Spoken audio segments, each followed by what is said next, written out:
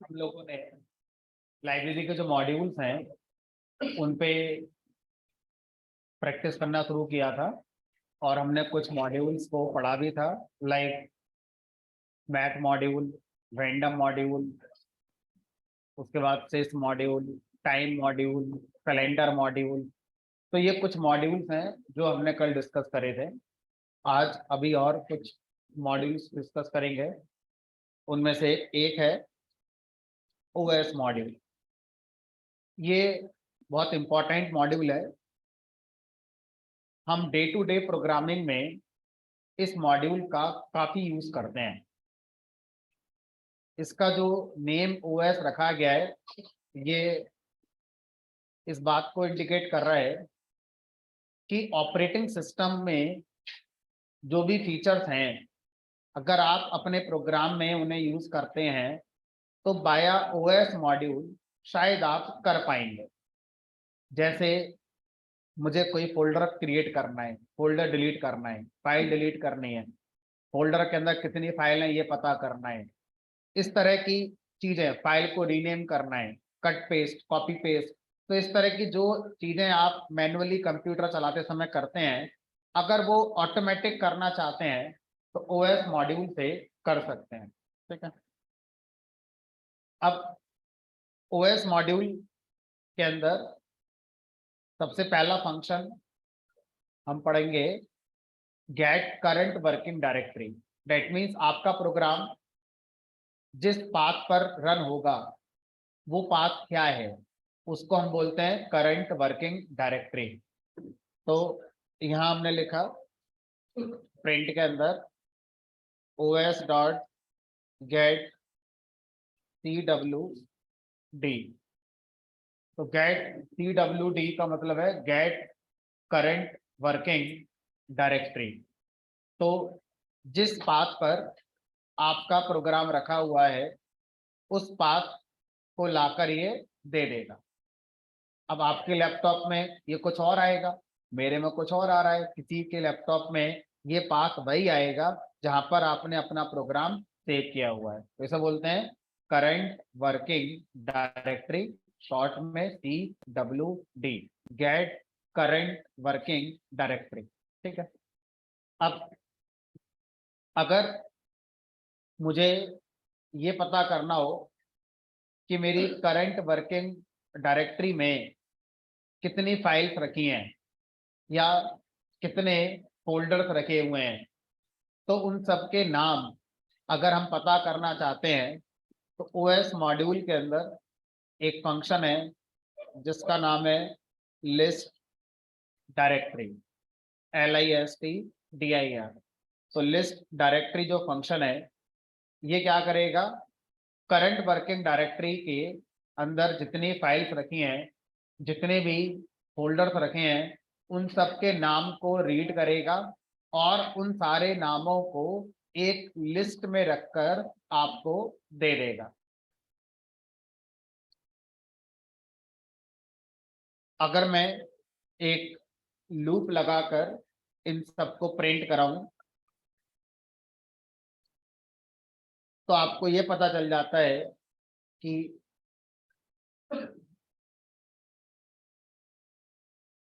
ये सारी current working directory की फाइलों के नाम हैं। अगर कोई फोल्डर है तो उसका भी नाम आएगा, ठीक है, लेकिन वो फोल्डर के अंदर और फाइल है वो उसके बारे में पता नहीं चलेगा। जब करंट वर्किंग डायरेक्टरी के अंदर की फाइल और फोल्डर के नाम बताएगा। इवन अगर आप किसी फाइल को हाइड कर देंगे तो भी बताएगा।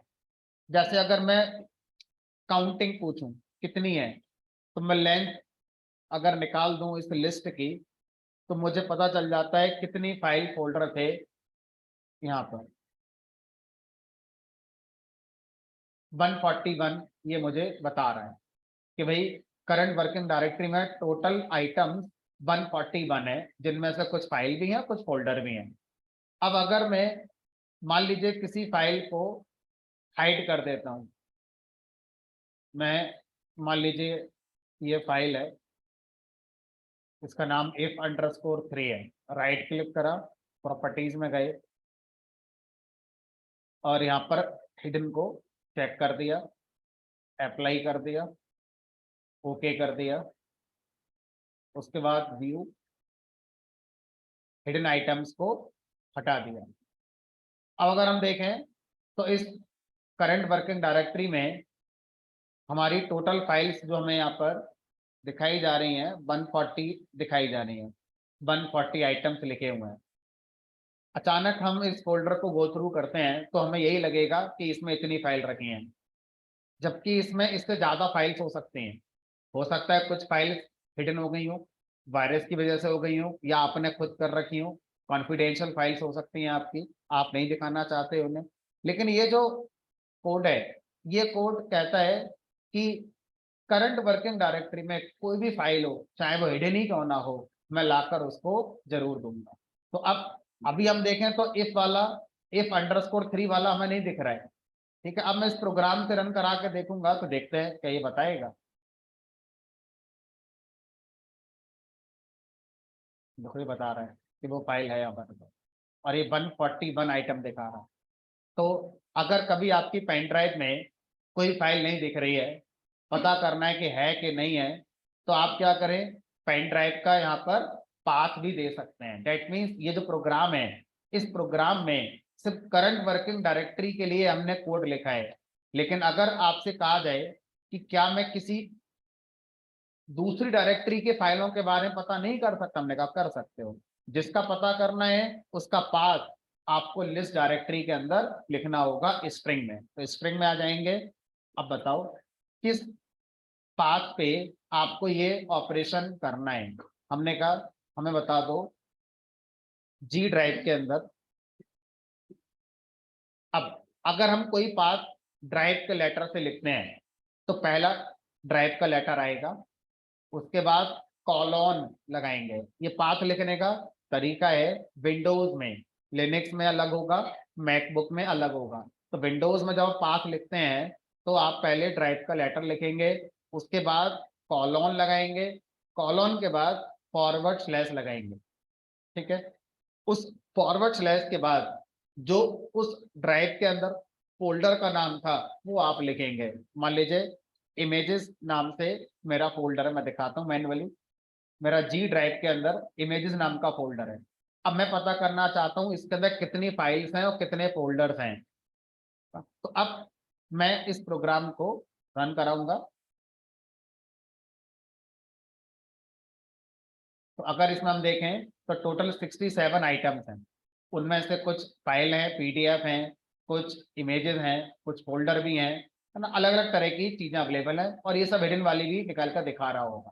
तो अगर आप अपनी पेन ड्राइव में कोई हिडन फाइल है वो देखना चाहते हैं, उसका नाम क्या था, उसको आप पढ़ना चाहते हैं तो पढ़ भी सकते हैं, उसे कॉपी भी कर सकते हैं। जो हिडन फाइल पेन ड्राइव में नहीं दिख रही है, आप उसे पाइथन का प्रोग्राम बनाकर कॉपी कर सकते हैं अपने लैपटॉप में। तो अभी हमने कॉपी करना नहीं सीखा है, अभी सिर्फ हमें फाइल का नाम क्या है वो पता करना आया है। तो यहाँ पर पेन ड्राइव की जो ड्राइव का लेटर बनकर आया है वो लिख दो, IJK जो भी बनकर आया है उसके अंदर। अब आप कह रहे हैं कि नहीं, उसके अंदर तो मैं पता ही करना चाहता हूँ फाइल क्या है, तो सिर्फ ड्राइव का लेटर कॉलोन स्लैश। तो मेरे जी ड्राइव के अंदर टोटल 11 आइटम्स हैं। उनमें से कुछ फाइल हैं, कुछ फोल्डर्स हैं, जो भी है वो सब उनकी डिटेल मेरे पास आ गई। तो अब जब आप पाथ को थोड़ा और बड़ा करते हैं तो ड्राइव का लेटर कॉलोन स्लैश, फिर उसके अंदर जो फोल्डर है उसका नाम, फिर स्लैश लगाएंगे, उसके अंदर के फोल्डर का नाम, फिर स्लैश लगाएंगे, उसके अंदर फोल्डर का नाम। ऐसे करके आप पाथ को आगे लिखते हैं। दैट मीन्स जो कॉलोन है वो हमारे पाथ में सिर्फ ड्राइव के लेटर के बाद आता है। फोल्डर के बाद फोल्डर के अंदर जाने में आपको सिर्फ स्लैश का यूज करना है। स्लैश, फॉरवर्ड स्लैश यूज करना है। बैक स्लैश वाला कुछ लैपटॉप में चलेगा, कुछ में नहीं चलेगा। ठीक है, तो आपको फॉरवर्ड स्लैश यूज करना है। बैक स्लैश अगर आप यूज करेंगे तो 2 वाला यूज करेंगे, बैक स्लैश 2 बार वाला चलता है। तो ये पाथ लिखने का तरीका आपको सीखना होगा, यूनिवर्सल नहीं है। आप ऐसा नहीं कह सकते कि आपने जो सिखाया था वो मेरे लैपटॉप पर क्यों नहीं चल रहा है। माइट भी आपका ऑपरेटिंग सिस्टम दूसरा होगा और उसमें पाथ लिखने का जो पैटर्न है वो डिफरेंट आपका हो सकता है, वो आपको सीखना पड़ेगा। ठीक है, तो अब हम विंडोज में इस पाथ को यूज करते हैं जिसमें हम ड्राइव का लेटर कॉलन स्लैश उसके अंदर फोल्डर, फिर फोल्डर के अंदर फोल्डर जाने के लिए स्लैश लगाते हुए चलते हैं। ठीक है, तो इस तरह से हम क्या कर सकते हैं, हम किसी फोल्डर किसी ड्राइव के अंदर रखी फाइलों के नाम पता कर सकते हैं। ठीक है, अब अगर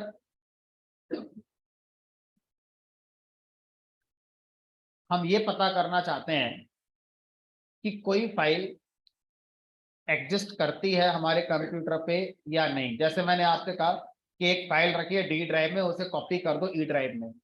अगर मैंने कॉपी करने का प्रोग्राम लिखा, मान लीजिए लिख दिया, और वो फाइल नहीं मिली तो, या मैंने आपसे कहा एक फाइल है उसे डिलीट करने का प्रोग्राम लिख दो, अब मैंने वो प्रोग्राम लिख दिया और मान लो वो फाइल नहीं मिली तो आप पहले जो भी फाइल पर ऑपरेशन करना चाहते हैं चेक कर सकते हैं कि वो फाइल उस लोकेशन पर है या नहीं जहां पर आप बता रहे थे। कैसे चेक करेंगे, अब जैसे मैंने यहाँ पर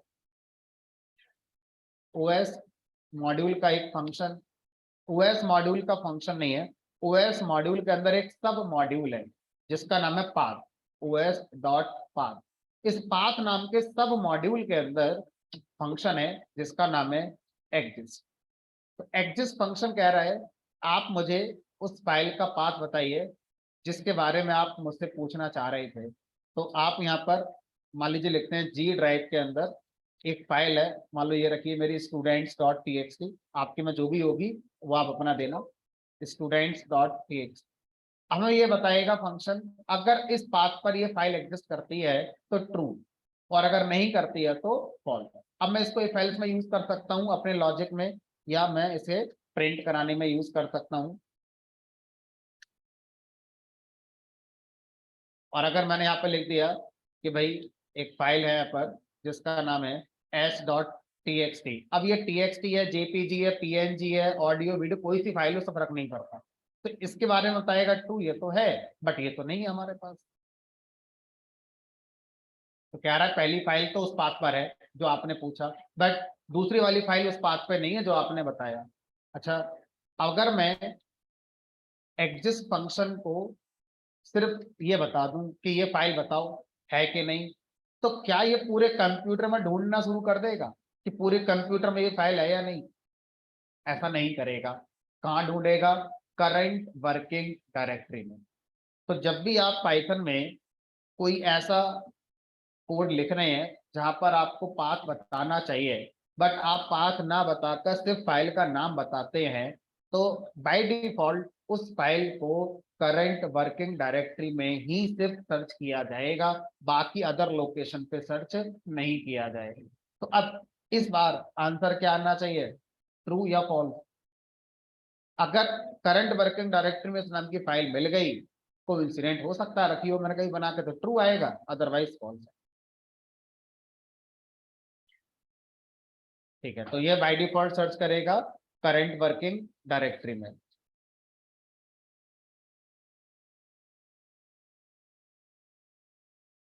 ठीक है, अब अगर आपसे कहा जाए कि सर किसी फाइल को रीनेम करके दिखाइए, जैसे ये फाइल है students dot T x T, इसको रीनेम मैं करना चाहता हूं, तो आप ओएस मॉड्यूल का एक फंक्शन यूज करेंगे रीनेम। रीनेम फंक्शन आपसे दो चीजें पूछेगा, सोर्स फाइल जिसको रीनेम करना है और डेस्टिनेशन फाइल जो नया नाम आप देना चाहते हैं। तो हमने कहा सोर्स फाइल का पूरा पाथ देंगे, और अगर हमने सिर्फ नाम बताया पाथ नहीं दिया तो करंट वर्किंग डायरेक्टरी में उस फाइल को सर्च करेगा। तो लिख दिया मैंने यहाँ पर जी कॉलन स्लैश मान लीजिए students dot T x T, उसके बाद यहाँ पर अब आप रीनेम सेम लोकेशन पे करना चाहते हैं तो सेम लोकेशन स्पेसिफाई कर दीजिए, दूसरी लोकेशन पे रीनेम कराना है तो आप ऐसा भी कर सकते हैं, हमने कहा चलो सेम पर कर दो और इसका नाम कर दो मान लो S T dot T X. अब जैसे ही ये कोड चलेगा, इस लोकेशन पर जो फाइल रखी है वो इस लोकेशन पर रीनेम हो जाएगी। तो मैंने सिर्फ नाम बदला है, बाकी पाथ पूरा सेम रखा है। अगर ये फाइल हमारे पास नहीं है तो एरर आ जाएगी, और अगर है तो रीनेम हो जाएगी। ठीक है, देखते हैं रन करा के। ये देखो रीनेम हो गया। तो ये फंक्शन हमें कुछ वापस नहीं करेगा, है ना, ये फंक्शन अपना काम करेगा और हमें नन वापस करता है। तो इसको अगर मैं प्रिंट में यूज करूंगा तो कुछ मिलेगा नहीं आपको, क्योंकि ये अपना काम करके आ चुका है। ये देखो, पहले का नाम जो पहले स्टूडेंट था, अब हमारा एसटी हो चुका है। ठीक है, अब आप ये बोलोगे सर इसमें कौन सी बड़ी बात है, ये तो हम वैसे ही कर लेंगे।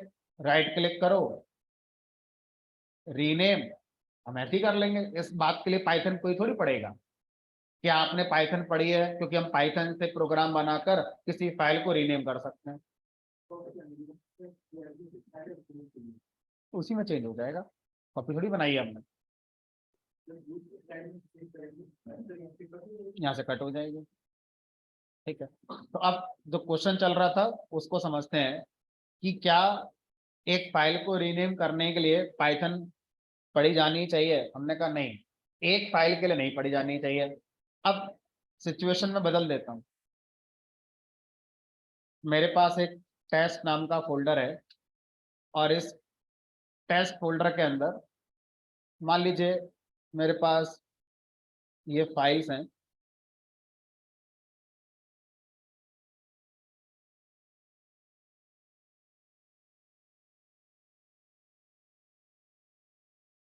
इस बार आपके फोल्डर में कई हजार फाइल हैं,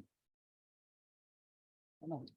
अब देखो, वो इंसान जिसको पाइथन आती होगी और जो ये कह रहा था कि इस काम के लिए पाइथन थोड़ी पढ़ेंगे हम, अभी आपका आंसर बदल जाएगा। इस फोल्डर में 1000 फाइल रख दी मैंने, कहीं से आई होंगी 1000 फाइल। अब आपका काम था इन सबको रीनेम करना है एक सीक्वेंस में।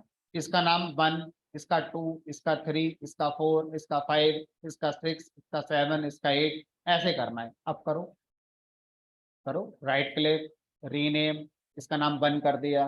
फिर दूसरी पे जाओ, राइट क्लिक, रीनेम, करो, कितनी स्पीड से कर लोगे। यहाँ पर यूज होता है प्रोग्रामिंग का, इसी को बोलते हैं आसान भाषा में ऑटोमेशन। अब आप अपने ऑफिस में कोई ऐसी जॉब करते हैं तो जहां पर फाइलों का काम होता है, तो बहुत कॉमन टास्क है ये कि सारी फाइलों को एक ऑर्डर में नाम दे दो। ठीक है, तो अब इस काम को अगर मैं प्रोग्राम से करूंगा तो मैं मुश्किल से 2 सेकंड लगेंगे बस। जितने देर में आप एक राइट क्लिक करोगे ना ऐसे करके, उतनी देर में सारा काम हो जाएगा। 1000 फाइल रीनेम हो जाएंगे, देखो कैसे होती हैं। लेकिन ऐसा नहीं है अपनी मर्जी से कोई भी नाम दे दोगे, लॉजिक होना चाहिए कोई एक, तो लगाते हैं लॉजिक से। अब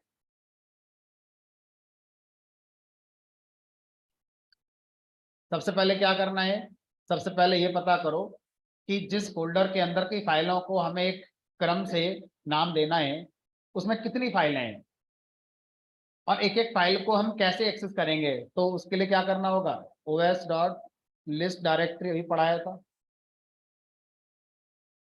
जी के अंदर, टेस्ट के अंदर सारी फाइलों के नेम्स आ गए। अगर मैं लूप लगाकर सबके नाम प्रिंट करा लूं, तो मैं प्रिंट कराने में इंटरेस्टेड नहीं हूं, बट फिर भी एक बार चेक करते हैं कि हम सही डायरेक्शन में जा रहे हैं कि नहीं जा रहे हैं। सारी फाइलों के नाम आ गए। ठीक है, अब क्या करना है, अब हमें अपने प्रोग्राम में लॉजिक को समझना है।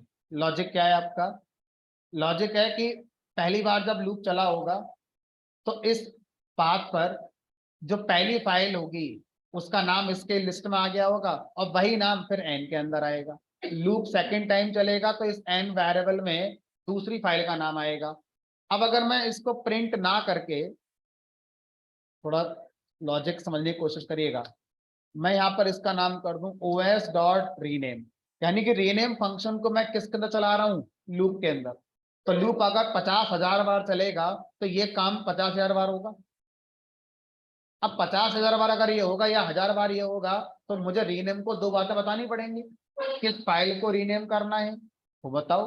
तो यहाँ पर अब जिस फाइल को रीनेम करना है वो फाइल किस में आती जा रही है, एन में आती जा रही है, ये एन के अंदर आ गई। लेकिन अब रीनेम क्या कह रहा है कि मुझे आप जो फाइल बताते हैं उसका पूरा पाथ बताते हैं, सिर्फ नाम नहीं बताते हैं। जबकि इस तरीके में जो एन वेरिएबल में आएगा वो सिर्फ फाइल का नाम आएगा, उसके पहले उसका जो पाथ था कि वो किस ड्राइव के किस फोल्डर में है वो नहीं आ रहा है। तो रीनेम कहेगा नहीं, मुझे यहाँ पर जो चाहिए तो पूरा का पूरा पाथ चाहिए। तो मैं एक काम करूं, यहाँ पर मैं पहले से ही पाथ सेट कर देता हूँ, जी ड्राइव के अंदर टेस्ट फोल्डर। अब इस टेस्ट फोल्डर के अंदर एन नाम की फाइल मिलेगी।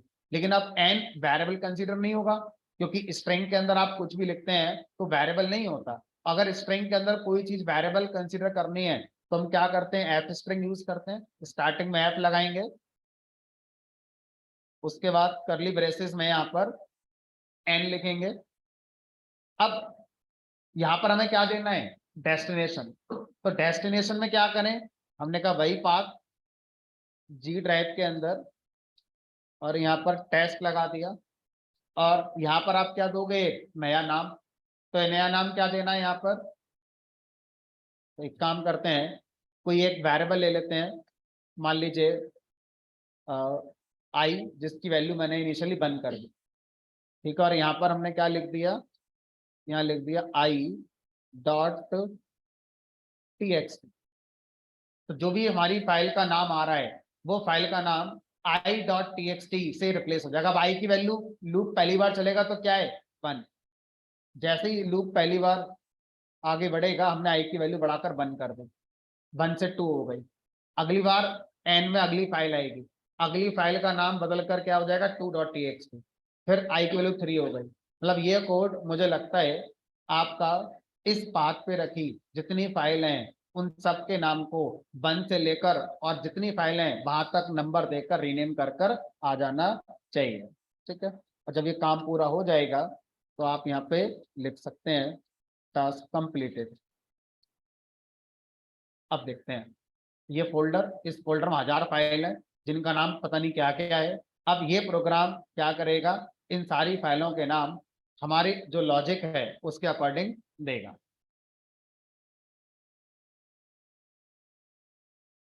एक सेकंड लगा सर, हो गया होगा क्या, मैं चलो देखते हैं। इसलिए पाइथन पढ़नी चाहिए। सोचो अगर ये 10,000 फाइल होती तो मैं 4-5 दिन लगा लेता रीनेम करने में, अलग 2 बंदे बैठाने पड़ते कंप्यूटर लेके। ऐसा हो रहा है कंपनियों में, जिनको नहीं पता ऑटोमेशन क्या होता है वो लगे पड़े हैं। अब आपने स्कैनर से हजारों फाइल स्कैन कराई, इमेजेस स्कैन कराई।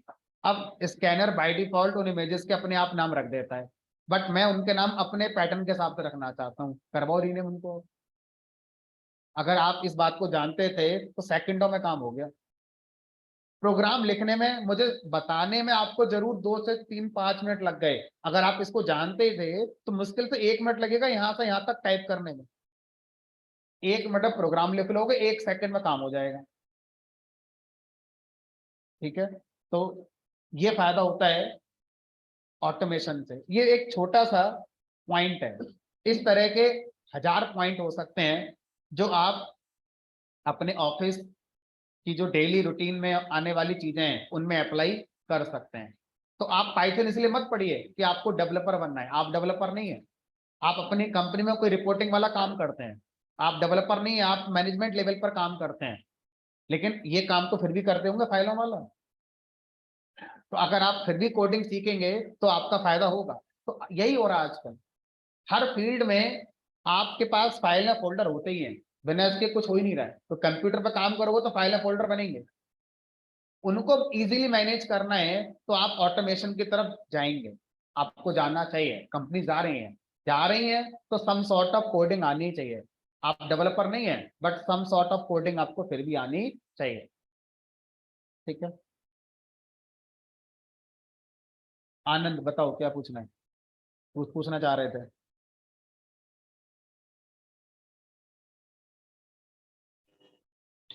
Hello sir. बताइए। Good morning sir. बताइए। मेरा क्वेश्चन था कि आपने मतलब कई ऑपरेशंस कल करे अलग अलग टॉपिक्स पढ़ाए तो उसमें जो लूप लगाते हैं वो फॉर का लूप लगाते हैं, ठीक है। जबकि व्हाइल का यूज इतना कम होता है। जैसे कहीं भी हम देखते हैं कि फॉर लूप ज्यादा यूज करते हैं, ठीक है, किसी भी ऑपरेशन में, और व्हाइल को उतना नहीं करा जाता है। या मतलब क्या व्हाइल से भी हो सकता है, उसमें टाइम टेकन है? क्या व्हाइल को इतना कम यूज करना, इसके पीछे मतलब ज्यादातर फॉर ही यूज होता है? मतलब ऐसा ऐसा क्यों? इसको लोग प्रायोरिटी ज्यादा देते हैं या इस चीज को पूछ रहे थे?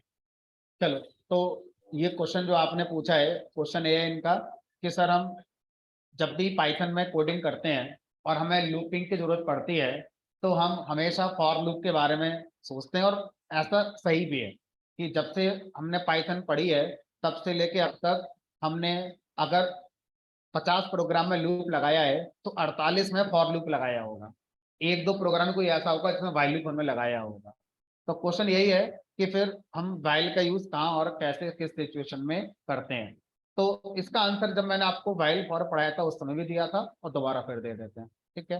तो पाइथन के अकॉर्डिंग अगर हम देखें तो पाइथन में व्हाइल लूप ये कह रहा है कि मैं कंडीशन बेस्ड हूँ, मुझे चलाने के लिए आपको एक कंडीशन होनी चाहिए।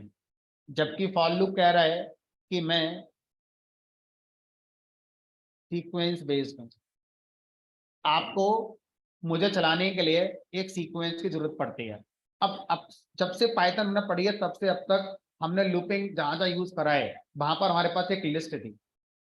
लिस्ट एक सीक्वेंस है, हमारे पास टपल थी, हमारे पास रेंज फंक्शन था। आज भी हमारे पास लिस्ट ही है, ध्यान से देखो। लिस्ट डायरेक्टरी फंक्शन हमें जो वापस कर रहा है वो एक लिस्ट वापस कर रहा है। तो अगर मेरे पास कोई कंटेनर है like list, tuple, set, range, dictionary, string, या कोई ऐसा एक्सप्रेशन जिसने मुझे इनमें से कुछ वापस किया है और मुझे उसके अंदर के एक एक एलिमेंट पे जाना है, तो इजी होता है फॉर लूप से इस काम को करना। क्यों? क्योंकि फॉर लूप सीधे आपसे वो कंटेनर मांग लेता है, व्हाइल लूप आपसे वो कंटेनर नहीं मांगता। जैसे मैंने यहाँ लिख दिया फॉर एन इन नेम, अगर मैं यहाँ पर व्हाइल लगाऊं और यहाँ लिख दूं ऐसे करके नेम, तो व्हाइल को क्या मतलब नेम्स कौन है? व्हाइल थोड़ी बोलेगा मैं उतनी बार चलूंगा जितना इस लिस्ट के अंदर एलिमेंट है। व्हाइल कहता नहीं, मुझे ही नहीं पता। बट अगर मैं फॉर के आगे एक लिस्ट देता हूं तो फॉर ये कहता हाँ अब मुझे ये पता है कि मुझे कितनी बार चलना है, उतनी बार चलना है जितना इस लिस्ट के अंदर एलिमेंट। लेकिन वाइल इस बात को नहीं जानता। वाइल कह रहा है मुझे तो यहाँ पर जो लिख रहे हो वो कंडीशन होनी चाहिए, अगर वो ट्रू है तो मैं अंदर चलूंगा, अगर वो फॉल्स है तो मैं नहीं चलूंगा। तो उन 48 प्रोग्राम हमने जो फॉर लूप के बनाए 50 में से, वो इसलिए क्योंकि उन 48 प्रोग्राम में हम पाएंगे कि हमारे पास लिस्ट, टपल, सेट, स्ट्रिंग, इनमें से कुछ एक था। और अगर हम बात करते हैं वाइल की, तो हम वाइल को फर्स्ट अटेम्प्ट में तब यूज करते हैं जब हम ये ना जानते हो कि हमें काम को कितनी बार करना है।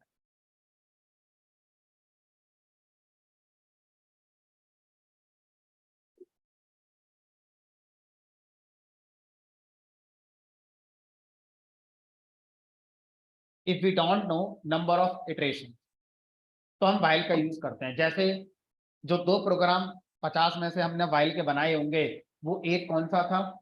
हम यूजर से दो नंबर इनपुट कर रहे हैं और उन दो नंबर का हम मल्टीप्लाई करके आउटपुट दिखाते हैं। अब प्रोग्राम बंद नहीं करना है, फिर से यूजर से पूछना है, यूजर फिर बताओ दो नंबर कौन से हैं, फिर बताओ दो नंबर कौन से हैं। तब ये बताओ इस काम को मैं बार बार कर रहा हूं, अब प्रोग्राम में मैं लूप लगाऊंगा, तो ये बताओ प्रोग्राम में अगर मैं फॉर लूप लगाऊंगा तो फॉर लूप को मैं लिस्ट, टपल, सेट कहां से दूं? वो तो है ही नहीं मेरे पास इस बार। तो अब इस बार मुझे ये भी नहीं पता कि यूजर कब तक इस बात को करना चाहता है। दैट मीन्स इस सिचुएशन में वाइल लूप मेरे लिए हेल्प करेगा, क्योंकि वाइल लूप में हम क्या पास कर सकते हैं? ट्रू। ट्रू का मतलब क्या हो गया? ऑलवेज वाइल हमारा चलता रहेगा। और जब यूजर मना कर देगा कि अब मैं आगे कंटिन्यू नहीं करना चाहता, तो हम ब्रेक लगाकर उस लूप को बंद कर सकते हैं। तो बड़ा शॉर्ट आंसर है, इनफाइनाइट लूप की तरफ अगर आप जा रहे हैं तो वाइल लूप आपको बेस्ट सुटेबल होगा। और अगर आपके पास कोई कंटेनर है, उसके एक एक एलिमेंट को आपको फैच करना, ये आपका ऑब्जेक्टिव है, तो फॉर लूप आपके लिए बेस्ट होगा। अगर मैं इस प्रोग्राम को वाइल से बनाऊं, मान लीजिए तो मैं कैसे बनाऊंगा सेम प्रोग्राम। तो मैं यहाँ पर सबसे पहले एक काम करता हूँ, इस प्रोग्राम की जगह मैं एक अलग प्रोग्राम बनाता हूँ जिसमें सिर्फ इसी क्वेश्चन का आंसर हम समझने की कोशिश करेंगे, व्हाइल वर्सेस फॉर। तो मेरे पास एक लिस्ट है, इस लिस्ट में हमारे पास कुछ वैल्यूज हैं, मैंने आसान के लिए नंबर रख दिए, ठीक है।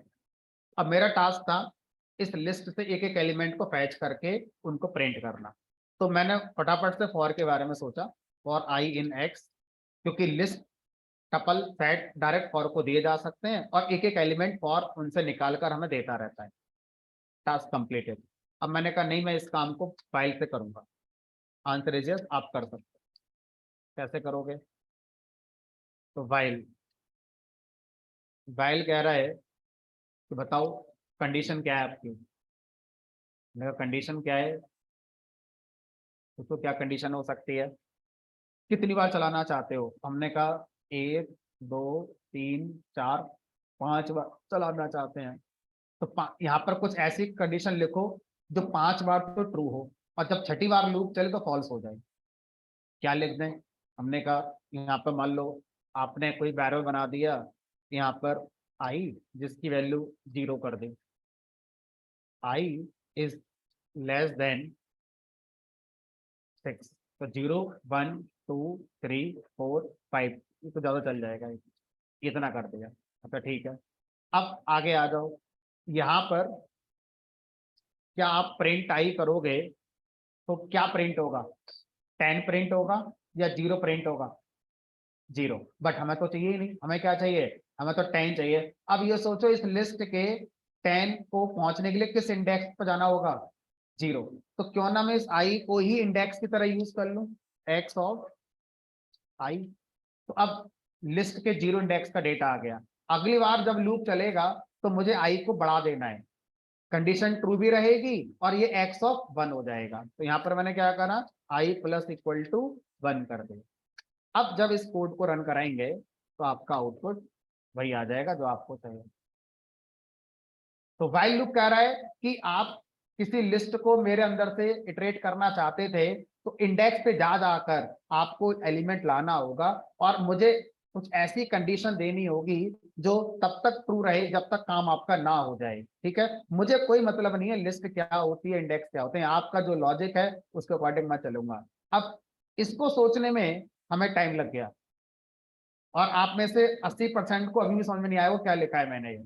लेकिन इसको करने में हमें टाइम बहुत नहीं लगा क्योंकि हमें पता है फॉर लूप अपने आप इस लिस्ट में जाएगा, एलिमेंट लाएगा और इस आई में वो एलिमेंट ही लाके हमें रख देगा। तो जब भी मेरे पास कंटेनर होगा तो मैं फाइल के बारे में बिल्कुल नहीं सोचूंगा और मुझे उसके एक एलिमेंट निकालने हैं, मैं सीधा फॉर के पास आऊँ। ठीक है, तो काम दोनों से हो सकता है। बेस्ट सुटेबल कौन कब है ये हमें पता होना चाहिए, कंडीशन बेस्ड और ये आपका सीक्वेंस। वाइल में टोटल एलिमेंट पता होने चाहिए। जैसे आपने 5 लिख दिया तो अभी तो छोटा था, गिन लिया 1 2 3 4 5। अब ये बहुत होते तो कहाँ तक गिनोगे ऐसे?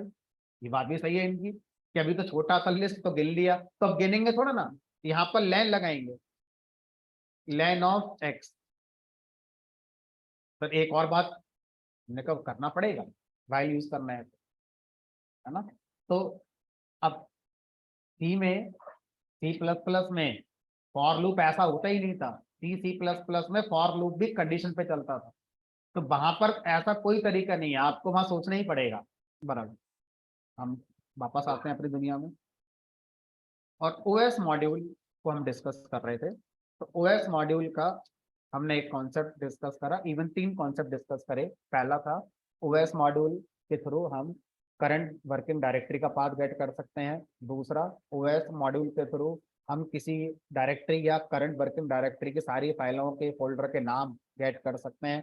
तीसरा, किसी फाइल को अगर हम चेक करना चाहते हैं वो उस पाथ पर है या नहीं वो पता कर सकते हैं। चौथा, रीनेम कर सकते हैं, हम एक फोल्डर के अंदर रखी सारी फाइलों को एक लॉजिक के अकॉर्डिंग अगर रीनेम करना चाहते हैं उस काम को भी कर सकते हैं। ठीक है, अब क्या किसी फाइल को अगर हम डिलीट करना चाहें तो डिलीट भी कर सकते हैं? Answer is yes. OS module का यूज करके आप किसी फाइल को डिलीट भी कर सकते हैं। जैसे ये फाइल मान लो इसकी मैं कॉपी बना कर रख लेता हूँ। तो ये जो फाइल है st.txt मैं इसको डिलीट करना चाहता हूँ, तो लिखूंगा os डॉट रिमूव।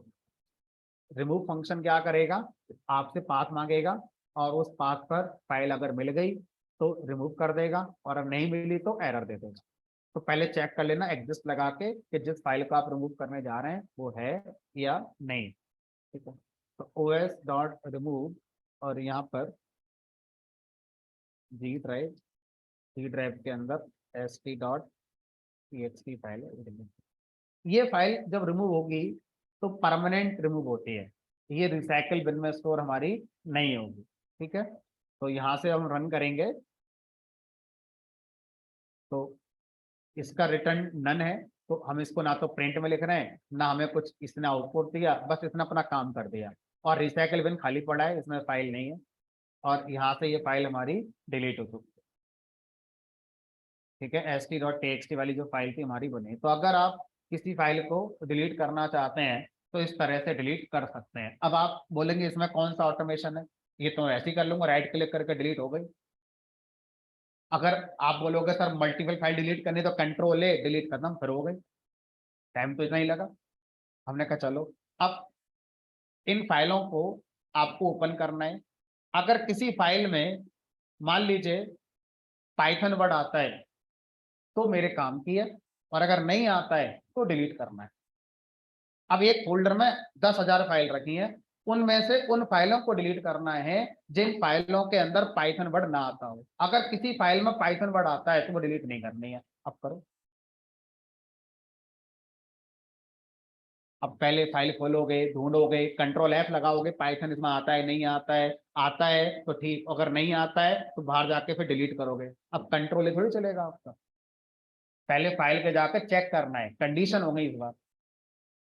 अब इस काम को फास्ट मैनर में सिर्फ एक ही तरह से किया जा सकता है, ऑटोमेशन। अभी मैं आपको फाइल रीड करना सिखा दूंगा तो इस काम को आप बड़ी आसानी से कर लोगे। तो आप एक प्रोग्राम बना सकते हो, इस प्रोग्राम में इस फोल्डर की सारी फाइलें पढ़ोगे, एक एक फाइल को रीड करके उसके अंदर का डेटा निकालोगे, फिर चेक करोगे क्या उसमें हमारा जो वर्ड आपने कहा था वो आता है नहीं आता है। अगर नहीं आता है तो उस फाइल पर उसी समय क्या चला दोगे, रिमूव फंक्शन चला दोगे और ये काम एक लूप में करोगे। आपको एक बार चेक करने का कोड लिखना है, बस एक बार रिमूव करने का कोड लिखना है और लूप के अंदर इस काम को कर दोगे, सारी फाइलों के साथ ये काम ऑटोमेटिकली हो जाएगा। ठीक है, ऑटोमेशन के ये फायदे होते हैं। अभी तो हम टेक्स्ट फाइलों की बात कर रहे हैं, ज्यादा काम कंपनियों में एक्सेल फाइल पे होता है। सेम सिचुएशन एक्सेल फाइल के साथ हो सकती है।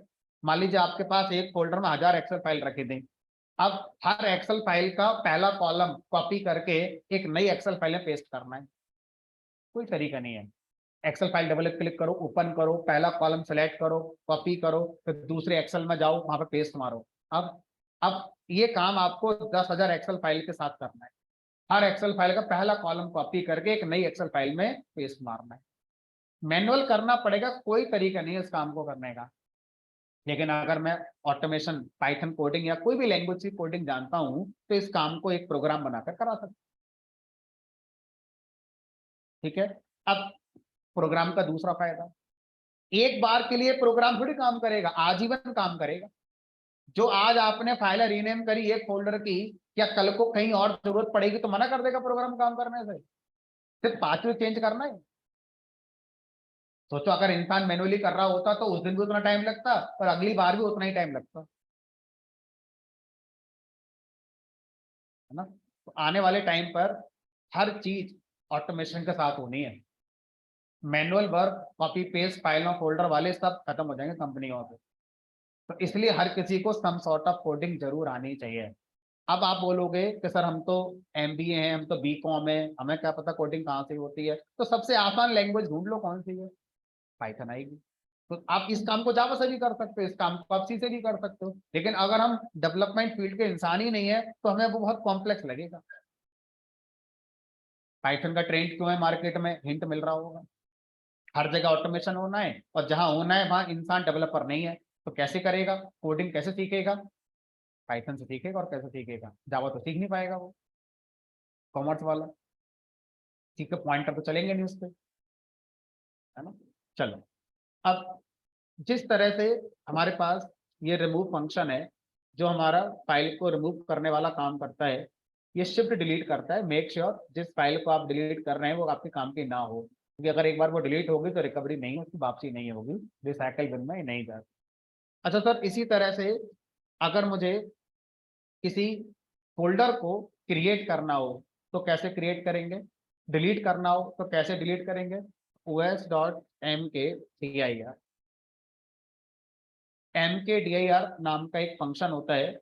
ये फंक्शन क्या करता है, ये फंक्शन मेक डायरेक्टरी, इसका साइंस आप लगा सकते हैं, मेक डायरेक्टरी, डायरेक्टरी को बनाने वाला काम करता है। बताओ कहाँ बनानी है, एबीसी नाम की डायरेक्टरी बना दो। आपने कोई पाथ तो बताया नहीं, तो पूरी पाइथन में जहां भी पाथ की जरूरत है और आप नहीं बताते तो करंट वर्किंग डायरेक्टरी को कंसीडर किया जाता है। ठीक है, तो करंट वर्किंग डायरेक्टरी जहां पर ये प्रोग्राम है बैचेस के अंदर 10 to 11:30 के अंदर, यहाँ पर एबीसी नाम का एक फोल्डर बनकर तैयार हो जाएगा। फोल्डर और डायरेक्टरी एक ही बात है ना, फोल्डर और डायरेक्टरी इंटरचेंजेबल टर्म, एबीसी नाम की डायरेक्टरी बन जाएगी। और अगर इस नाम से पहले से है तो, अगर पहले से है तो एरर आ जाएगी, बोलेगा भाई ये डायरेक्टरी पहले से है, नहीं बना सकते। तो चेक कर लो एग्जिस्ट लगाकर कि कहीं एबीसी नाम की डायरेक्टरी पहले से तो नहीं, अगर है तो आप मत बनाओ, और अगर नहीं है तो बना लो।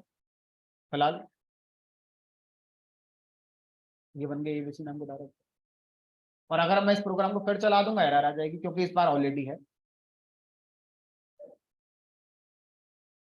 कह रहा ऑलरेडी एग्जिस्ट। अब अगर मैं os.mkdir, एक और ऑफिस का वर्क जो बहुत सारे लोगों को अपने ऑफिस में करना होता है, उनको क्या करना होता है, उनको जब कोई प्रोजेक्ट किसी को देना होता है तो बहुत सारी फाइलें हैं, उन सारी फाइलों को अलग अलग नाम के फोल्डर में रखकर देना होता है।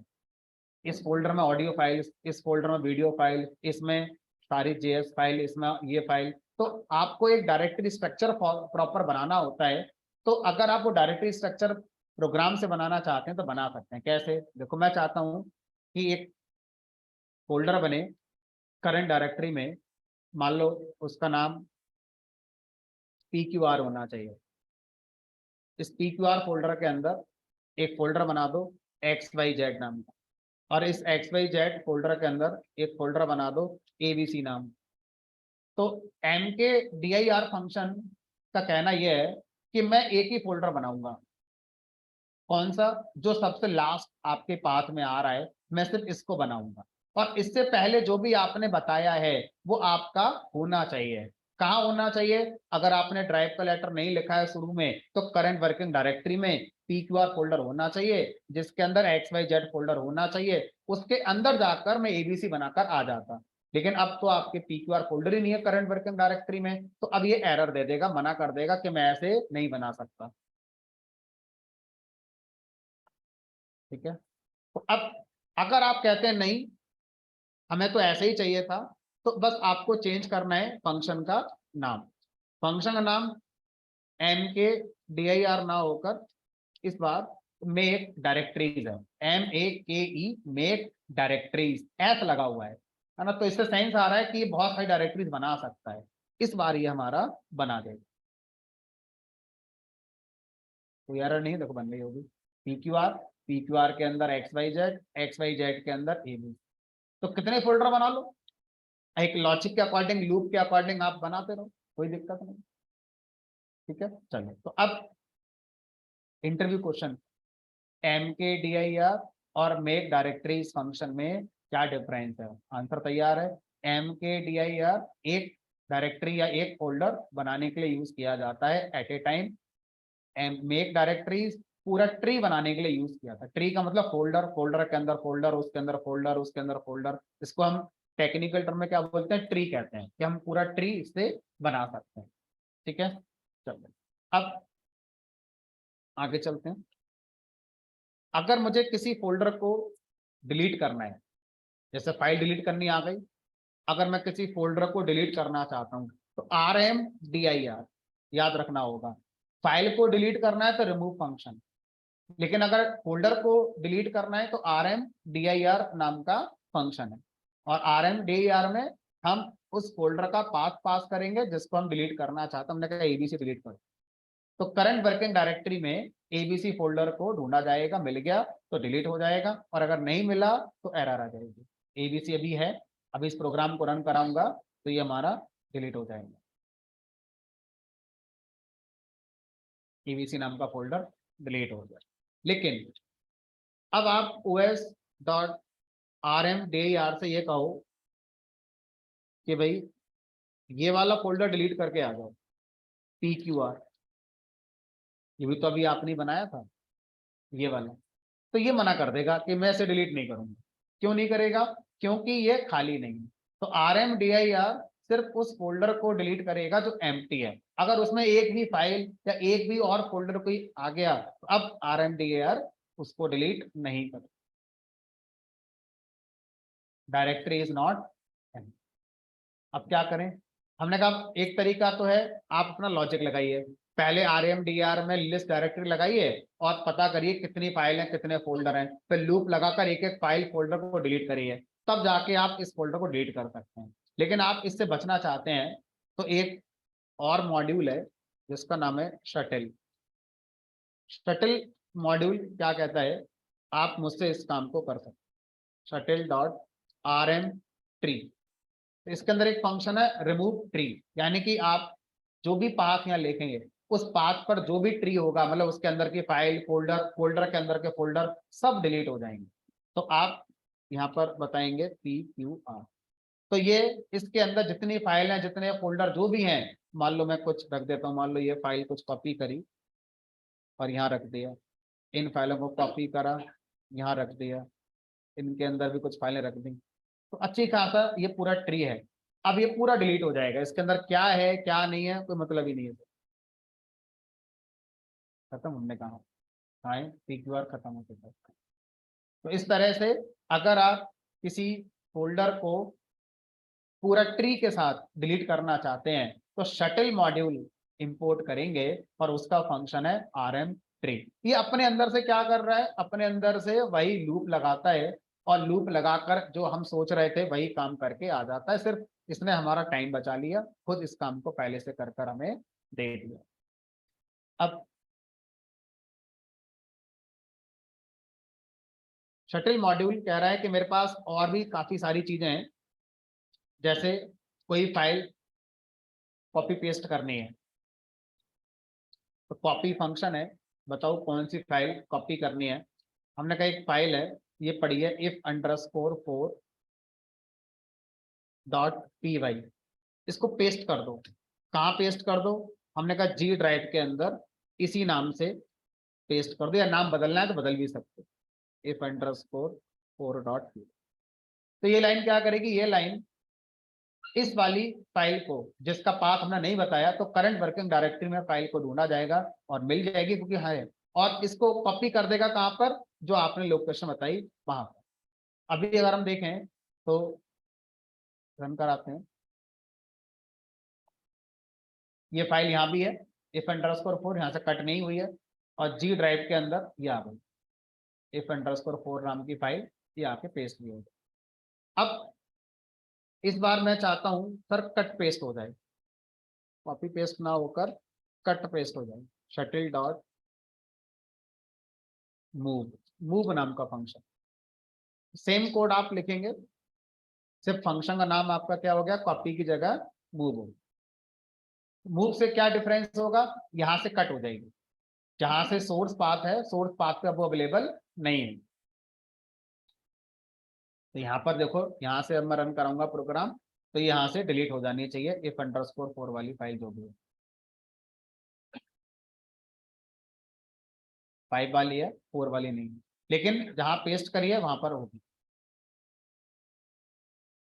ठीक है, वापस मैं जैसा था वैसे ही कर देता हूँ क्योंकि आगे जरूरत पड़ेगी मुझे। ठीक है, तो इस तरह से हम शटल मॉड्यूल का यूज करके हम कॉपी पेस्ट कट पेस्ट कर सकते हैं। और अगर मुझे कोई फोल्डर कॉपी करना है पेस्ट करना है तो कॉपी ट्री, मूव ट्री। तो कॉपी ट्री फंक्शन क्या करेगा, फाइल के लिए कॉपी फंक्शन यूज नहीं होगा, फाइल के लिए कॉपी फंक्शन यूज हो रहा है, फोल्डर के लिए कॉपी फंक्शन यूज नहीं होगा। फोल्डर के लिए कॉपी ट्री नाम का आपका फंक्शन होगा जो इस काम को करेगा। ठीक है, चलो यहाँ पर करा मैंने शटल डॉट कॉपी ट्री। तो कॉपी ट्री फंक्शन कह रहा है कि मुझे फाइल का पाथ मत देना, मुझे फोल्डर का पाथ देना। तो मैंने कहा चलो जी ड्राइव के अंदर इमेजेस फोल्डर है, इसको कॉपी कर लाओ, कहाँ पर करंट वर्किंग डायरेक्टरी में कॉपी कर दो इमेजेस के अंदर। ठीक है, देखें हो गया, हमने कहा देखो ये आ गया इमेजेस फोल्डर, सारी इमेजेस आ गई जो वहां रखी थी वहीं यहाँ पर। ठीक है, तो इस तरह से हम क्या कर सकते हैं, मूव मूव ट्री। तो ये आप अपने आप करके देख। आप अगर अपने ड्राइव के स्पेस की इंफॉर्मेशन पता करना चाहते हैं तो शटल मॉड्यूल से आप इस काम को भी कर सकते हैं। ठीक है, तो यहाँ पर हमने लिखा shutil dot disk underscore usage. तो डिस्क अंडरस्कोर यूसेज फंक्शन क्या करेगा, आपसे ड्राइव का लेटर मांगेगा। मान लीजिए मैंने दे दिया सी ड्राइव। अब ये क्या करेगा, इस सी ड्राइव की 3 मेमोरी इंफॉर्मेशन बताएगा, टोटल स्पेस कितना था, यूज अभी कितना हो रहा है और कितना बचा हुआ है, एक टपल में रखकर मुझे दे देगा। अगर उस टपल को मैं प्रिंट कराऊंगा तो मुझे वो मिल जाएगा। टोटल स्पेस इतना है, जो यूनिट है वो बाइट्स कंसीडर होती है, तो ये बाइट्स में लिखा हुआ है, जीबी में नहीं। हम लोग यूज टू हैं एमबी जीबी केबी के लेकर, लेकिन बाइट्स और बिट थोड़ा टेक्निकल ज्यादा हो जाता है, हर इंसान इन बातों को नहीं जानता है ना। तो ये बाइट्स हैं। तो आप जब किसी यूजर को दिखाएंगे तो वो शायद बाइट्स ना जानता हो, तो आप इसको ना जीबी में कन्वर्ट करो तो शायद वो समझ पाएगा कि अच्छा इतना स्पेस है उसकी ड्राइव के अंदर। तो अब अगर मैं सिर्फ किसी एक वैल्यू को कन्वर्ट करके दिखाऊं, मान लो टपल के 0 इंडेक्स पर जो वैल्यू थी वो थी टोटल स्पेस, तो मैं इसको कन्वर्ट करता हूँ, ये बाइट है। तो अगर मैं बाइट को कन्वर्ट करता हूँ केबी में एक नेक्स्ट लेवल पर, तो मुझे डिवाइड करना होता है 1024 से। अब जो रिजल्ट आएगा वो केबी में है, तो सर ये भी बहुत ज्यादा रीडेबल नहीं है। अब क्या करो, केबी को आप एमबी में कन्वर्ट करना चाहते हो तो फिर से जो रिजल्ट आया उसको डिवाइड कर दो 1024 से, तो एक ही साथ कर देते हैं डिवाइड को। अब जो रिजल्ट आएगा वो एमबी में आएगा, पर ये एमबी भी ज्यादा रीडेबल नहीं है इस सिचुएशन में।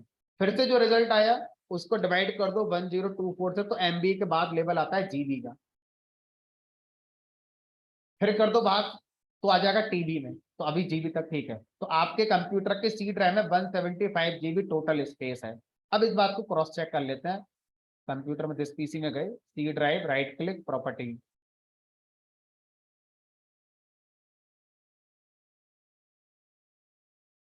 टोटल कैपेसिटी बाइट्स में इतनी है और जीबी में देखें तो 175 जीबी दिखा रहा है। हमारा प्रोग्राम ज्यादा प्रिसाइज है, प्रिसाइज मतलब ज्यादा एक्यूरेट है, आगे की बात भी बता रहा है ना। चलो, तो इस तरह से इसका यूज हम कहाँ कर सकते हैं, मान लो हम बहुत सारी फाइल फोल्डर पे काम कर रहे हैं, कहीं से उठाकर कहीं पेस्ट मारना है, पहले चेक तो कर लो जितना साइज का डेटा आप पेस्ट मारोगे उतना उस ड्राइव में जगह है कि नहीं। तो प्रोग्राम बनाकर आप ऐसा कर सकते हो। ठीक है, तो ढेरों सॉफ्टवेयर हैं जब आप अपने कंप्यूटर पर इंस्टॉल करते हैं तो इंस्टॉलेशन टाइम पर एरर मैसेज आता है कि भाई सी ड्राइव में इतना स्पेस खाली नहीं है, खाली कर लो पहले, तब ये सॉफ्टवेयर आगे इंस्टॉल होगा। क्यों, क्योंकि उन सॉफ्टवेयर वालों को पता है कि जब ये सॉफ्टवेयर इंस्टॉल होगा तो सी में इंस्टॉल होगा, तो सी में इतना स्पेस होना चाहिए। तो पहले वो सॉफ्टवेयर क्या करते होंगे, ऐसे ही कुछ कोड करते होंगे इंटरनल स्पेस गेट करने के लिए। ठीक है, चलो, तो इस तरह से ये हमारे कुछ मॉड्यूल्स हैं जो हो जाते हैं।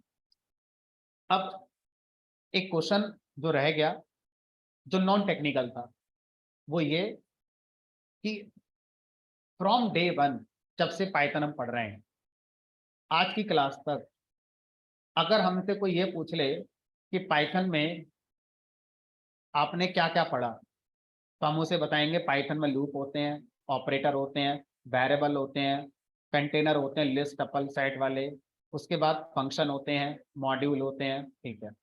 अब जैसे ही आप फंक्शन मॉड्यूल पाएंगे तो अब आप ये बोलेंगे फंक्शन बहुत होते हैं। फिर शुरू करो, प्रिंट फंक्शन पहला पढ़ा था, फिर टाइप, फिर आईडी, फिर लेन, फिर मेन, फिर मैक, फिर उसके बाद अगर हम स्पेसिफिक मॉड्यूल की बात करें, जैसे मैथ, तो मैथ मॉड्यूल का फैक्टोरियल फंक्शन, फिर log function, cube root, square root. फिर रैंडम मॉड्यूल पे आ जाओ, रैंडम मॉड्यूल के 4-6 फंक्शन पढ़े थे। फिर ओएस पे आ जाओ, ओएस के 4-6-8 फंक्शन पढ़े। शटल पे आ जाओ, इसके पढ़े, सिस के। फिर कैलेंडर मॉड्यूल, टाइम मॉड्यूल। फिर उसके बाद स्ट्रिंग के method, lower, upper, start with, and with, index, है ना। फिर लिस्ट के मेथड, अपेंड होता है, पुश होता है, पॉप होता है। फिर डिक्शनरी के मेथड, एक्सटेंड होता है। तो अगर हम total number of function he count करेंगे तो बहुत हो गए। और इन सबको हम तब यूज कर पाएंगे जब हम इन सब के बारे में जानते हो कि ये करते क्या है, इनके आर्गुमेंट क्या और ये वापस क्या करते हैं। तो एज ए प्रोग्रामर अगर हम लोग इनको पढ़ते जा रहे हैं तो ऐसा नहीं हो रहा होगा कि पुराना भूलते जा रहे होंगे, तो हो रहा होगा। अभी तो मैंने आपको जितने फंक्शन पढ़ाए हैं तो कुछ नहीं पढ़ाए हैं।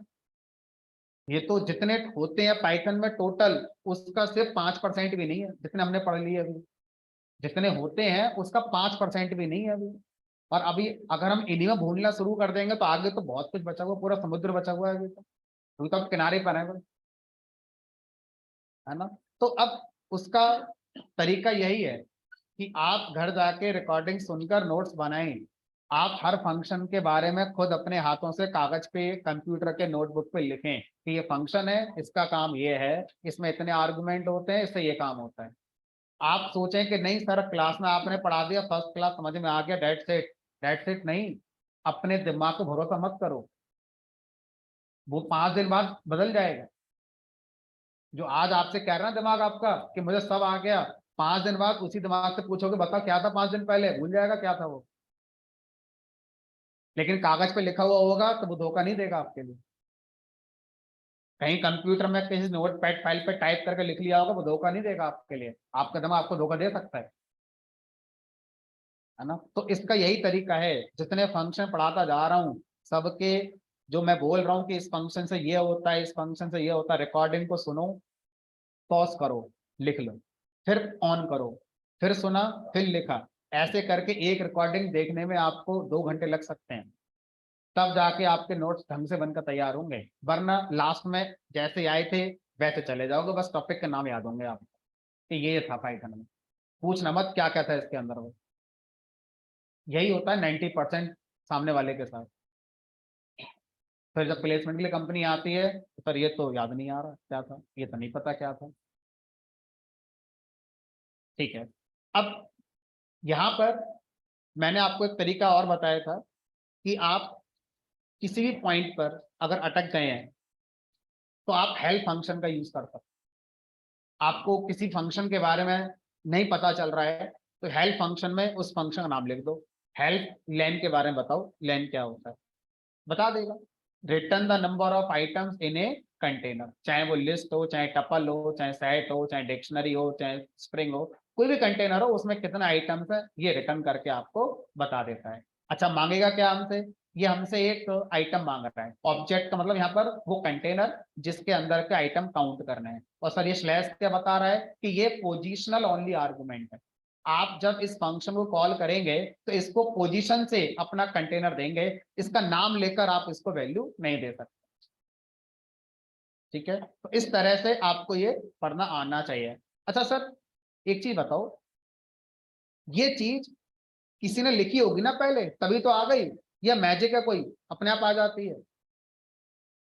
जिन लोगों ने पाइथन बनाई होगी उन्होंने हमारे बारे में सोचा कि इन बेचारों को फिर पता कैसे चलेगा कि कौन सा फंक्शन क्या करता है, तो उन लोगों ने टाइम लगाया अपना इस बात को लिखने के लिए, जबकि इस बात को लिखने से उनके प्रोग्राम के आउटपुट को कोई फर्क नहीं पड़ेगा। फिर भी उन्होंने टाइम वेस्ट करा, वेस्ट नहीं करा, इन्वेस्ट करा है हमारे ऊपर। अगर वो हमारे बारे में नहीं सोचते तो हमें पता कैसे चलता, फिर पाइथन पढ़ेगा कैसे कोई? फिर तो हर फंक्शन चला चला के देखने पड़ेंगे, तो बहुत टाइम लगेगा ऐसा। इसका मतलब पाइथन बनाने में टेक्निकली जितना टाइम लगा होगा लगभग उतना ही टाइम उसके बारे में लिखने में लगा होगा कि जो चीज बनाई गई वो क्या है, लिखो अभी से, तब जाकर सामने वाला समझ पाएगा। तो सर एक चीज बताओ, अगर मैंने इस तरह से अपना कोई एक मॉड्यूल बनाया जो क्या करता है, मल्टीप्लाई का काम करता है और रिटर्न कर देता है ए मल्टीप्लाई बी। एक बनाया मैंने ऐड नाम का फंक्शन। तो अब ध्यान रखना, हम वो बनकर सोच रहे हैं जिन लोगों ने पाइथन बनाई। मान लो हम उन टीम का हिस्सा होते तो मुझसे ये काम करने को कहा गया, मैंने कर दिया। अब ये प्रोग्राम मैं किसी को भी दूंगा P236, वो अपने कंप्यूटर पर रख के इंपोर्ट करके चलाए, लेकिन उसे कैसे पता चलेगा कि ये मॉड्यूल क्या करता है, इसके अंदर कितने फंक्शन है, कौन सा फंक्शन क्या करता है।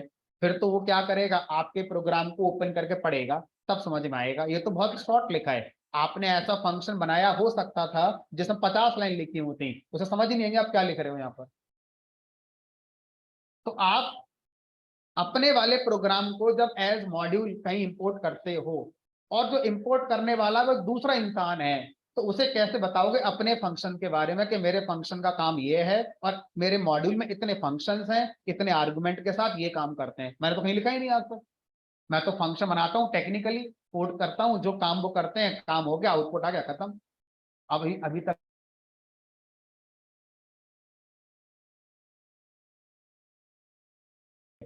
अगर देंगे तो हम उसे फोन करके बताएंगे, मैसेज करके टाइप करके बताएंगे भाई इसमें ये फंक्शन है, तब वो समझ पाएगा। लेकिन ये तरीका नहीं है। सही तरीका क्या है वो सीख। तो किसी भी मॉड्यूल को या किसी भी प्रोग्राम को जब आप बनाते हैं तो आप उसका डॉक्यूमेंटेशन लिखते हैं, कैसे, यूजिंग मल्टी लाइन स्ट्रिंग। तो मल्टी लाइन स्ट्रिंग का काम होता है आपके प्रोग्राम का डॉक्यूमेंटेशन लिखते। तो आप यहाँ लिख दो, this module provides basic features of maths। अब जो भी आप लिखना चाहते हो कहानी अपनी लिख देना, ठीक है। मान लो मैंने ऐसे लिखकर छोड़ दिया। उसके बाद अब किसी फंक्शन का डॉक्यूमेंटेशन उस फंक्शन के फर्स्ट लाइन पर मल्टी लाइन स्ट्रिंग से लिखा जाता है। जो लिखना है यहाँ लिख दो, this function takes 2 argument and return their product. उसके बाद अगला फंक्शन बनाया, आपको इसका डॉक्यूमेंटेशन ऐसे लिखना पड़ेगा, return this function takes 2 arguments and return their addition. अब आप सही तरीके से कोड बना रहे हैं। अब आप ये नहीं कह सकते कि सर ये तो टाइम खराब कर दिया आपने। आप दूसरे के बारे में सोचो, क्योंकि आप भी दूसरे थे कभी किसी के लिए, ठीक है। तो अब इस मॉड्यूल को अब अगर मैं किसी दूसरे प्रोग्राम में इंपोर्ट करता हूं, मुझे कुछ नहीं पता उसके बारे में, अभी वो किसी ने बनाकर दिया है मुझे, मुझे उसके बारे में कोई जानकारी नहीं है। लेकिन अब मैं पहले क्या करूंगा, उसको इंपोर्ट करूंगा P236। मैं तो जाऊंगा हेल्प के पास और हेल्प से कहूंगा हेल्प मेरे वाले मॉड्यूल का हेल्प निकाल दोगे। उसने कहा हाँ, मुझे तो आप जो दोगे मैं उसके बारे में बता दूंगा, बस बनाने वाले ने उसके अंदर डॉक्यूमेंट लिखा हो, कैसे मल्टी लाइन स्ट्रिंग का यूज करके लिखा हो। देखो, हेल्प ऑन मॉड्यूल P236, क्या नाम है इसका, P236। अच्छा, ये हेडिंग हेल्प फंक्शन अपने आप ऐड करता है। नेम, नेम नाम का एक हेडिंग है जिसमें क्या लिखकर आएगा, जो भी आपका मॉड्यूल था उसका नाम। डेस्क्रिप्शन हेडिंग है, इसके अंदर क्या लिखकर आएगा, जो आपने लिखा था, this module provides basic features of math dot dot dot. Functions नाम का एक हेडिंग है, आपको नहीं लिखना था, ये अपने आप हेल्प लिख कर देगा, अपने आप उठाएगा फंक्शन का नाम, सिर्फ नाम उठाएगा, उसके अंदर जो आपने बॉडी में लॉजिक लिखा था वो नहीं पिक करेगा। और क्या लिखेगा यहाँ पर, जो आपने उसका डॉक्यूमेंट लिखा था वो लिखेगा। और जो नाम दिखा रहा है अल्फाबेटिकल ऑर्डर में दिखा रहा है, पहले ए, पहले ऐड दिखाया, जबकि मैंने प्रोग्राम पहले क्या लिखा था, मल्टीप्लाई लिखा था। अल्फाबेटिकल ऑर्डर में ये दिखा रहा है। ये फाइल कहाँ रखी है मेरे कंप्यूटर में, यहाँ रखी है। तो हेल्प फंक्शन इस तरह से हमारे वाले मॉड्यूल के लिए भी काम करेगा, लेकिन हमने लिखा हो तब। हमने लिखा ही नहीं है तो वो निकालेगा क्या।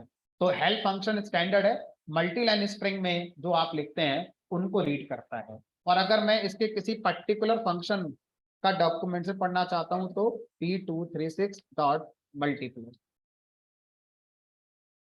सिर्फ मल्टीप्लाई के बारे में बताएंगे। Help on function multiply in module this, वो ये है। तो अब 8 घंटे की नौकरी अगर आप करते हो कहीं कंपनी में बैठकर और इस तरह से आप काम कर रहे हो, तो आपसे कहा जाएगा 4 घंटे कोडिंग करना, 4 घंटे बैठकर उसका डॉक्यूमेंटेशन बनाना। क्योंकि कल को आप इस प्रोग्राम को किसी और डेवलपर को यूज करने को दोगे तो वो कर तो पाएगा यूज, बनना होता है क्या पता आप क्या बना रहे हो इसमें। ठीक है। अब अगर सर ऐसा दुनिया के हर वो इंसान जो पाइथन के कोड बनाते हैं वो सोच लें और एक दूसरे का कोड वो यूज करने लगे, तो बहुत फास्ट मैनर में हम चीजें डेवलप नहीं कर लेंगे। मैंने कभी कोई चीज बनाई, मैंने आपको दे दी यूज करने के लिए, आपने कभी कोई चीज बनाई, आज मुझे जरूरत पड़ रही है तो मैं आपसे यूज कर लेता हूँ। तो सब एक दूसरे का कोड अगर यूज करने लगे तो तेजी से काम होना शुरू हो जाएगा। हमने कहा सही सोच है। वर्ल्ड वाइड जितने पाइथन प्रोग्रामर हैं, अगर मैंने कुछ सोचा, मान लीजिए मैंने फेस डिटेक्ट करने का कोई प्रोग्राम बनाया, अब मुझे लगा यार ये आपको भी जरूरत पड़ सकती है कभी, तो मैंने आपको दे दी, आप ले जाओ। अब आपको अपना कोड लिखने की जरूरत नहीं है, आप इसी तरह से इंपोर्ट कर लेना। लेकिन फिर मेरी रेस्पॉन्सिबिलिटी है कि मैंने उस कोड के अंदर डॉक्यूमेंटेशन लिखा हो सो दैट आप समझ पाए कि मैंने क्या करा है उसके अंदर। अब हुआ क्या, हुआ ये कि अगर मैंने इस तरह से कोई प्रोग्राम बनाया और आपको देना है तो आपको दूं कैसे। आप सबको अभी मेरे क्लासरूम ग्रुप में एडेड हो, मैंने क्लासरूम ग्रुप में डाल दिया, आप डाउनलोड कर लोगे, सब इंपोर्ट कर लोगे। कोई ऐसा इंसान जो मेरे क्लासरूम ग्रुप में नहीं है, उसको यूज करना है वर्ल्ड वाइड कहीं से भी, तो कैसे करें। तो मैं क्या करूंगा, मैं अपनी एक वेबसाइट बनाऊंगा, उस वेबसाइट पर अपने प्रोग्राम्स को अपलोड कर दूंगा और वर्ल्ड वाइड उस वेबसाइट का प्रमोशन करा दूंगा। और हर कोई अब उस प्रोग्राम को अगर यूज करना चाहता है मेरी वेबसाइट से जाकर डाउनलोड करके अपना यूज कर ले। एक तरीका ये हो सकता है। हमने कहा चलो ठीक है। अब मान लो एक दूसरा इंसान भी है, वो भी ये कह रहा है कि मैंने कोई प्रोग्राम बनाया है और मैं चाहता हूं कि ये प्रोग्राम भी वर्ल्ड वाइड कोई यूज करे, तो वो अपनी अलग वेबसाइट बनाएगा। ऐसा तो यही होगा फिर अब बाकी जो प्रोग्रामर्स हैं वो कितनी वेबसाइट को याद रखेंगे ऐसे। या तो फिर वो मेरे पास आए कि आपने वेबसाइट बना रखी है, आप एक काम करो, अपनी वेबसाइट में मेरा प्रोग्राम भी डाल दो, दुनिया वाले जानते हैं आपकी वेबसाइट का यूआरएल, अब वहां पर ये और ऑप्शन मिल जाएगा उन्हें डाउनलोड करने का। या तो फिर ये होना चाहिए। उसमें क्या होगा, बाकी जितने डेवलपर हैं उनको फायदा हो जाएगा, उनको बस एक ही वेबसाइट याद रखनी पड़ेगी। बट मैं, मेरा ईगो आ जाएगा कि मैंने वेबसाइट बनाई, मेरा खर्चा हो रहा है, मैं क्यों डाल दूं आपका प्रोग्राम फ्री में, लाओ पैसे दो मुझे। अब समझ में आ रहा है। भाई एक इंसान अगर कोई काम कर रहा है तो उसके अंदर कुछ भी आ सकता है, आज नहीं तो कल, कल नहीं तो परसों। तो फिर इस बात का समाधान किसने निकाला, पाइथन जिन्होंने बनाई उन्होंने निकाल दिया। उन्होंने क्या करा, एक काम करो हम बना देते हैं एक वेबसाइट। अब जितने पाइथन प्रोग्रामर्स हैं वो उस वेबसाइट पे जाओ, पाइथन के प्रोग्राम अपलोड कर दो और जितने यूज करने वाले हैं उसी वेबसाइट से जाओ डाउनलोड करके ले आओ। आप अपनी कोई वेबसाइट नहीं बनाएंगे, पहले से ही पाइथन वालों ने एक वेबसाइट बनाकर तैयार कर दिया। उसका यूआरएल है www.pypy.org। तो ये वेबसाइट पाइथन के क्रिएटर ने बनाई, जिन लोगों ने पाइथन बनाई उन्होंने ये वेबसाइट बना दी थी इनिशियली, क्योंकि वो चाहते थे ऐसा हो, तभी तेजी से दुनिया आगे बढ़ेगी। वरना जो काम मैंने करा, एफर्ट लगाया, वही काम अगर आपको अगर करना पड़ रहा है तो फायदा क्या हुआ, फिर तो आप अपना टाइम वेस्ट कर रहे हैं। वो काम तो मैंने कर लिया था, मेरा यूज कर लो, आगे बढ़ो आप, तभी तेजी से आगे बढ़ेंगे, है ना। तो PyPy.org नाम की एक वेबसाइट है जो कि पाइथन की रिपोजिटरी कहलाती है। पाइथन का कह सकते हैं एक स्पेस है जहां पर कोई भी आए अपने प्रोग्राम रखे, कोई भी आए प्रोग्राम यहाँ से ले जाए, फ्री ऑफ कॉस्ट, कोई चार्ज नहीं है ना। आपको अगर प्रोग्राम डाउनलोड करने हैं यहाँ से तो अकाउंट भी नहीं बनाना इस वेबसाइट पर, लेकिन अपलोड करने हैं तो फिर आपको अकाउंट बनाना पड़ता है, कुछ स्टैंडर्ड्स हैं उनके, उसके अकॉर्डिंग आपको चीजें रखनी पड़ती हैं, तब जाके आप अपलोड कर सकते। ठीक है। अब चलें इस वेबसाइट, हमने कहा बिल्कुल चलना चाहिए। तो ये वेबसाइट पे गए pypi.org, find install and publish Python packages with the Python package index. ठीक है, अब यहाँ पर अगर हम बात करें लॉगिन रजिस्टर, तो कोई भी अगर यहाँ पर अपने प्रोग्राम को पब्लिश करना चाहता है, पब्लिश का मतलब है अपलोड करना चाहता है, तो अकाउंट बनाएगा, उसके बाद लॉगिन करेगा, फिर पब्लिश करेगा। लेकिन अगर आपको कोई प्रोग्राम यहाँ से डाउनलोड करना है तो सीधा सर्च करो कौन सा प्रोग्राम डाउनलोड करना है, और बिना अकाउंट बनाए बिना लॉगिन करे आप उसको डाउनलोड करके ले जा सकते। 10/90 का रेशो होगा। 10% लोग होंगे वर्ल्ड वाइड जो बनाकर प्रोग्राम रखते होंगे, 90% लोग सिर्फ यूज करते होंगे, है ना, ऐसा ही होता होगा। चलो, तो अब यहाँ पर अगर हम देखें तो इतने यूजर हैं, 6,82,000 लोगों ने इस वेबसाइट पर अपना अकाउंट बना रखा है। और उन 6,82,000 में से 50% से ज्यादा तो बस वो होंगे जिन्होंने चेक कराए कि बनता है कि नहीं बनता है, आगे काम कभी करा ही नहीं होगा उन्होंने। जैसे आपका मन आ गया साहब मैं बनाऊंगा, तो जोश जोश में घर जाके अपना अकाउंट बना दिया, बस खत्म, उसके बाद कुछ नहीं करा। तो इसमें से आधे से ज्यादा तो वही लोग होंगे, और ज्यादातर इसमें कंपनीज हैं, एक इंसान नहीं। जैसे मान लो कोई कंपनी है गूगल, अब गूगल ने कोई चीज बनाई, गूगल वाला चाह रहा है यार चलो दुनिया को दे देते हैं, तो गूगल वाला क्या करेगा, अपना अकाउंट यहाँ बनाएगा, यहाँ अपलोड कर देगा। तो इसमें जितने यूजर हैं उसमें से 50% तो सिर्फ टेस्ट करने के लिए आए थे कि अकाउंट बनता भी है कि नहीं बनता है। रिमेनिंग 50 में 90% कंपनीज के अकाउंट, सिर्फ 10% इंसान है जिन्होंने ऐसा सोचा, बाकी 90% कंपनियां हैं जिन्होंने अपने लिए कोई चीज बनाई और फिर यहाँ पर अपना पब्लिश कर दी ताकि दुनिया उसे यूज कर सके। ठीक है, चलो, अब पाइथन ने क्या करा, हमें दो शब्द दिए। अभी हम अगर बात करते हैं लाइब्रेरी की, तो लाइब्रेरी को दो शब्दों में हमें समझाया गया। पहली स्टैंडर्ड लाइब्रेरी और दूसरी third party library. Standard library होती है और दूसरी होती है हमारी third party library. Standard library के अंदर जो मॉड्यूल्स पैकेजेस आपके आते हैं वो पार्ट ऑफ पाइथन सेटअप होते हैं, पार्ट ऑफ पाइथन सेटअप। और जो थर्ड पार्टी आपकी लाइब्रेरी होती है ये आपको डाउनलोड इंस्टॉल करनी होती है from pypi.org। Need to download install from pypi.org। तो इस तरह से दो तरह की पाइथन में हमारी लाइब्रेरी हो जाती है।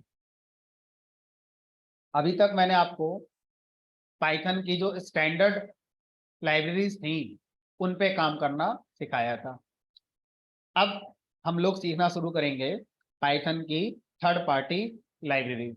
अभी तक आपने जो फंक्शंस पढ़े सुने वो सिर्फ ये वाले थे, अब ये वाले, और हमने स्टैंडर्ड लाइब्रेरी के सारे मॉड्यूल तो नहीं पढ़े, उनमें से कुछ पढ़े, और उनमें से हर मॉड्यूल के सारे फंक्शन तो नहीं पढ़े, उनमें से कुछ पढ़े। लेकिन हमें सिंटैक्स समझ में आ गया कि ऐसे होता है, कल को कोई कहेगा तो हम कर लेंगे यूज। ठीक है, अब थर्ड पार्टी लाइब्रेरी के जो मॉड्यूल्स हैं या जो पैकेजेस हैं या फ्रेमवर्क हैं, अब देखो लाइब्रेरी शब्द को मैंने बताया था लास्ट क्लास में, it can be A module और ए पैकेज और ए फ्रेमवर्क, तीनों में से कुछ भी हो सकता है। ठीक है, अगर हम इस वेबसाइट पे चलें और यहाँ पर सबसे पहला अपना लाइब्रेरी ढूंढें, मान लीजिए हमारा पाइथन कंप्लीट हो गया, अब हमें क्या करना है, वेबसाइट डेवलप करनी है पाइथन का यूज करके। तो वेबसाइट बनाने के लिए आपको पाइथन की कुछ लाइब्रेरीज की जरूरत पड़ती है। तो जो सबसे फेमस है आज की डेट में उसका नाम है जेंगो।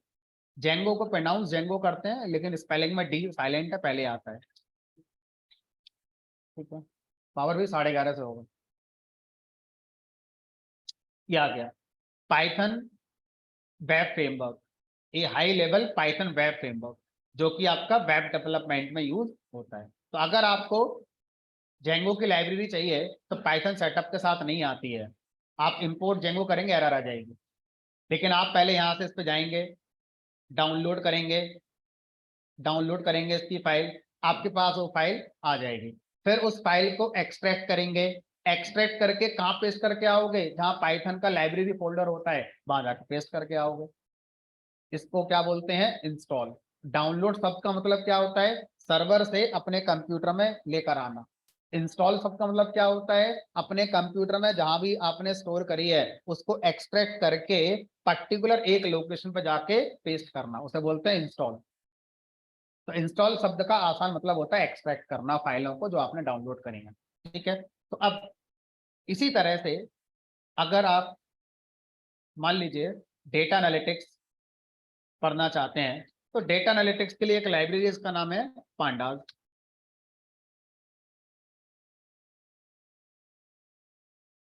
तो पांडास का अगर हम देखें तो पुराना वर्जन है, नया ये रहा 19 जनवरी 2023 को अभी आया है, 2 महीने पहले। Powerful data structure for data analysis, time series and statistics.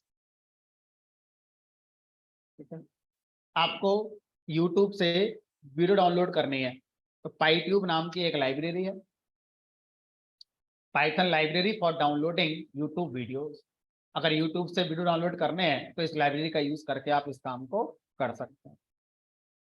आपको अगर जीमेल के साथ इंटीग्रेशन करना है तो जीमेल नाम की एक लाइब्रेरी है जो गूगल अकाउंट से इंटीग्रेट करके आपका कोड बना देती है।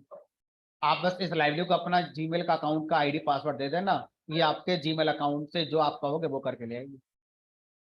ठीक है, इसी तरह से हमारे पास क्यूआर कोड की लाइब्रेरी है। अगर आपको क्यूआर कोड जनरेट करना है पाइथन में तो इस लाइब्रेरी का यूज करके आप कर सकते हैं। इसी तरह से अगर आपको मशीन लर्निंग में कुछ करना है तो टेंसर फ्लो नाम की एक लाइब्रेरी है जिसका यूज करके आप मशीन लर्निंग के प्रोजेक्ट्स को बना सकते हैं पाइथन में। ये सारी लाइब्रेरी जो मैं यहाँ पर लिख रहा हूँ ये हमारे कंप्यूटर में नहीं है, ये इस वेबसाइट पर अवेलेबल है। तो सर किसने बनाई, डिस्क्रिप्शन पढ़ो बताएंगे। जैसे टेंसर फ्लो का आपने पढ़ना है डिस्क्रिप्शन, तो यहाँ पे क्लिक करो तो यहाँ पर कहीं बताया गया होगा, गूगल गूगल का नाम कहीं लिखा होगा, किन्होंने बनाई, किस लाइसेंस के अंदर है, तो ये सब पूरा डिस्क्रिप्शन यहाँ पर लिखा होता है कि कौन सी लाइब्रेरी किसने बनाई है वगैरह वगैरह। और साथ में उसका डॉक्यूमेंटेशन भी होगा, बनाने वाले ने उसका डॉक्यूमेंटेशन भी लिखा होगा। तो वो सब आपको यहाँ पर अपलोड करना पड़ेगा। जब आप अपने मॉड्यूल को अपलोड कर रहे थे या अपनी लाइब्रेरी को अपलोड कर रहे थे वो सब आपको यहाँ पर अपलोड करना पड़ता है। ठीक है, चलो तो इस तरह से हम इस वेबसाइट से कोई भी थर्ड पार्टी लाइब्रेरी को डाउनलोड करके अपने प्रोग्राम में यूज कर सकते हैं। अब कैसे करेंगे एग्जैक्टली, कल इसको हम लोग इम्प्लीमेंट करेंगे।